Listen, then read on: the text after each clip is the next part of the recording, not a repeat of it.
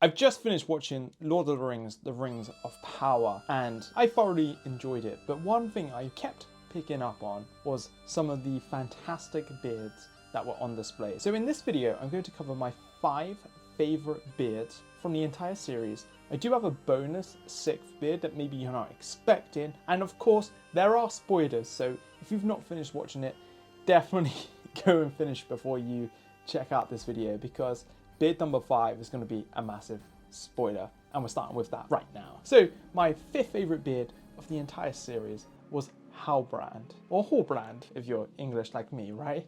And as you all know, Halbrand is actually Sauron. He has a stubble beard that kind of morphs into a shorter beard. It kind of changes throughout the series, and I really dig this look. It's one look that I've always really enjoyed. I actually enjoy wearing a shorter beard. Wearing a beard, that's kind of a weird thing to say. This one may come as a shocker. You may think that this should be number 1, and honestly, I wouldn't blame you. This is a cracking beard, and it's Prince Durin the 4th. So he is the son of King Durin the 3rd, who also has an incredible beard. Sadly, I've actually omitted him from this list, so King Durin does not appear on this list, but he does have a fantastic beard. But for me, Prince Durin has a awesome beard. One thing I really like about his beard is kind of like, he kind of like knotted it around. It's almost like a piece of bread, just like attached, like a piece of hairy bread. Yeah, that's what I'm going with here. But one thing I want to ask you right now, and I want you to leave a comment down below, is Prince Durin's beard real, or is it fake? Let me know what you think, and I'll reveal that at the end of the video. I think if you were going to try and grow a beard like Prince Durin's, man, you're going to be growing this beard for some time. I feel like this is like a 2 to 3 year beard of some of the best growth. You're going to need incredible beard growing genes to get to this level, and you're going to have to look after the beard incredibly well. So hey, good luck if you're going for it. Beard number 3 from the Rings of Power is Elendil. Man, I just really enjoyed this. Once again, short style of beard. It's almost quite low on the cheeks, which is a bit Marmite in the beard community, I'm aware of that.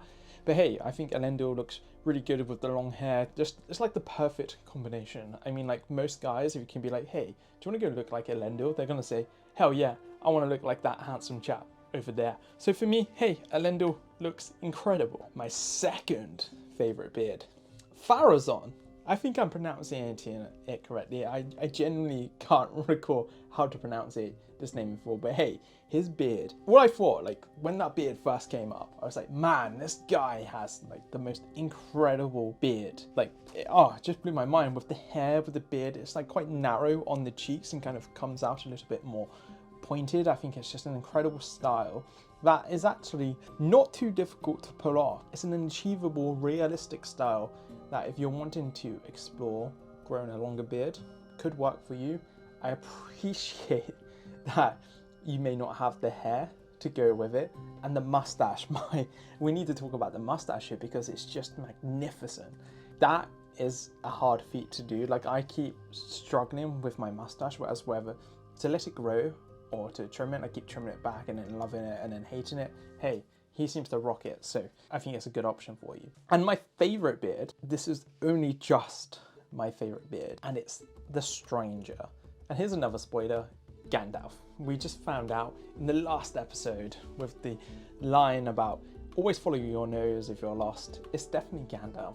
And there's something about this look. It's just a very natural look. And over the last couple of years, whilst I've not been creating content so much on this channel, I've been exploring a lot of different looks, whether it's no beard, short beard, but like right now it's a little bit more natural, a little bit fuller, and I kind of like that look. It's a little bit messier, a little bit more rugged, and it doesn't look like it's been looked after like some of the other beards.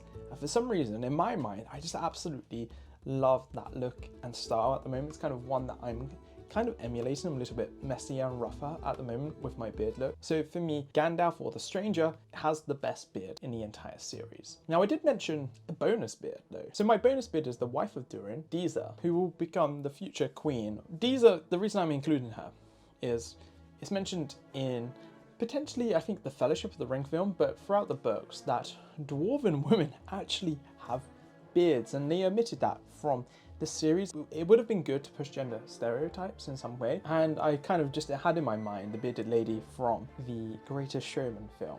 So I just feel like it could have been an opportunity lost. But Diesel with a beard would just look freaking awesome, in my opinion.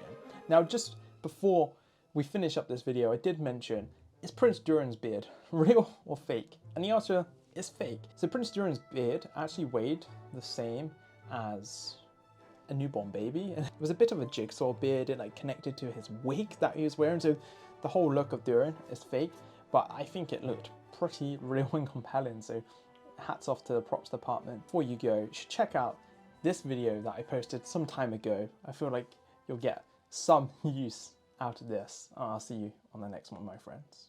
Goodbye.